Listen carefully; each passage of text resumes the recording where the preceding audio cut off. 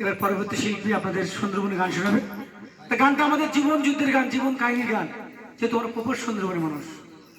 আর এই সুন্দরবন মানুষের কিভাবে বাগে নিয়ে যায়, কুমিরে নিয়ে যায়, গানটা আমি গাইবে আমার যে অপরিচিত শিল্পী আছে, আমাদের জীবন কাহিনীর গানটা গাইবে, শুনতে ভালো লাগবে।